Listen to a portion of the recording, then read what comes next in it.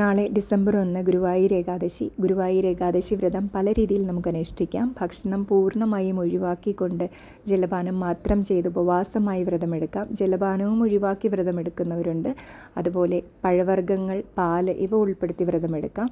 ഇനി ധാന്യങ്ങളായ ഗോതമ്പ്, റവ ഇവ ഉൾപ്പെടുത്തി വ്രതമെടുക്കാം. ഏതാണോ അവനവൻ്റെ ആരോഗ്യസ്ഥിതി അതുപോലെ അതിനുചിതമായത് നമുക്ക് തിരഞ്ഞെടുക്കാവുന്നതാണ്.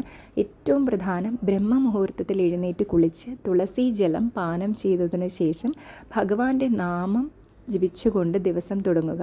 തുളസി ജലം ഒരു ഗ്ലാസ്സിൽ അല്പം വെള്ളമെടുത്ത് അതിലൊരു തുളസിയിലയിട്ട് ആ ജലം കുടിച്ചതിന് ശേഷം വേണം ദിവസം ആരംഭിക്കുവാൻ.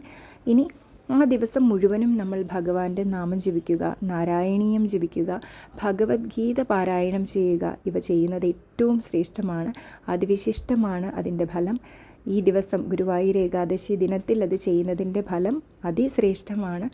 അന്നേ ദിവസം നമ്മൾ മനസ്സ് ശുദ്ധമായി ഭഗവാന്റെ ചിന്തകളും ഭഗവാന്റെ കഥകളും മാത്രം വിചാരിച്ചുകൊണ്ട് ആ ദിവസം മുഴുവനും നമ്മൾ ഈ വ്രതം അനുഷ്ഠിക്കേണ്ടതാണ്. എല്ലാവർക്കും ഗുരുവായൂർ ഏകാദശി ദിനാശംസകൾ. ഭഗവാൻ എല്ലാവരെയും അനുഗ്രഹിക്കട്ടെ.